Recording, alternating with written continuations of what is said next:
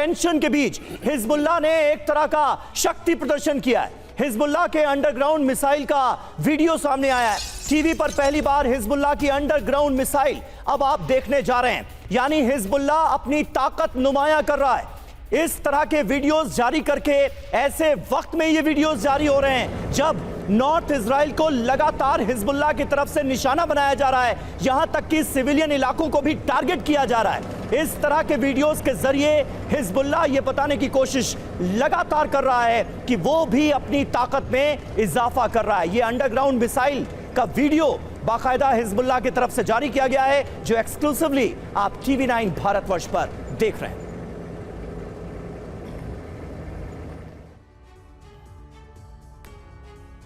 और देखिए इन तस्वीरों के जरिए क्या कुछ दावा, क्या कुछ इंपैक्ट और क्या कुछ बताने की कोशिश की जा रही है। देखिए दावा क्या है, यह मिसाइल जमीन के भीतर अटैक करने में पूरी तरह से सक्षम है। सबूत, लेबनान ने टैंक मिसाइल का वीडियो जारी किया है और खबर यह है कि ईरान के लेबनान में कई अंडरग्राउंड वेपन फैक्ट्रीज मौजूद है। समीर, बिल्कुल, इसके मायने क्या हैं ये भी हम आपके सामने रख दें। ईरान, हमास और हिजबुल्लाह की ये बड़े स्तर पर तैयारी है, एक साथ एकजुट होकर बड़े हमले की तैयारी में है ईरान। अहम क्या है, इस वक्त लेबनान और इजराइल में भीषण वार पलटवार का सिलसिला जारी है और ऐसे में ये डेवलपमेंट अपने आप में बहुत अहम हो जाता है। लेकिन इन तीनों को, हमास, हूती, हिजबुल्लाह, इन तीनों को बहल साहब जोड़ने वाली कड़ी तो ईरान ही है। ऐसे में आने वाले वक्त में क्या होता हुआ आप देख रहे हैं और इजराइल के लिए यह कितनी बड़ी मुश्किल का सबब है। शिया और सुन्नी तमाम संगठनों को एक साथ उसके खिलाफ आ जाना। बहुत ही अच्छा प्रश्न पूछा है आपने। सबसे पहले मैं आपको याद दिलाना चाहूंगा कि 1 अप्रैल को 2024 में अटैक किया था इजराइल ने दमस्कस में ईरानी एम्बेसी के ऊपर, और उसके बाद 300 के करीब ड्रोन्स और मिसाइल्स का इस्तेमाल किया गया था अटैक करने के लिए इजराइल के ऊपर, और इजराइल ने भी अटैक वापस किया। लेकिन उस समय से लेके अब तक उस सिचुएशन को प्ले डाउन किया गया था।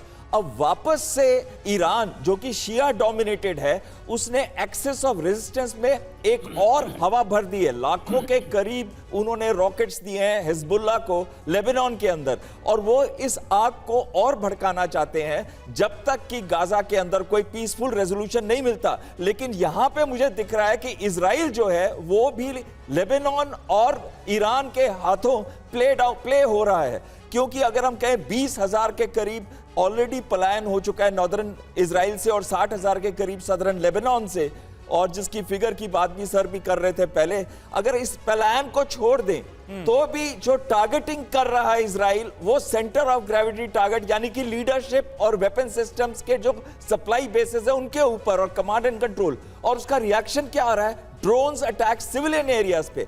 अगर इजराइल ये गलती करता है कि लेबनान के अंदर अटैक करता है, तो उसको नॉट टू फ्रंट, उसको वो वाले फ्रंट पे वॉर करना पड़ेगा जो अनकन्वेंशनल वॉरफेयर, 2 फ्रंट के अंदर, जो कि उसकी एनर्जी को सैप कर देंगे। इजराइल को ये गलती नहीं करनी चाहिए, इस वॉर को वाइडन नहीं करना चाहिए, और लेबनान पे सिर्फ एयर और ड्रोन्स अटैक ही जारी रखने। बिल्कुल सर, और आपकी बातों से यह जाहिर हो रहा है कि आज की तारीख में इजराइल 2 वॉर फ्रंट खोलने में सक्षम नहीं है।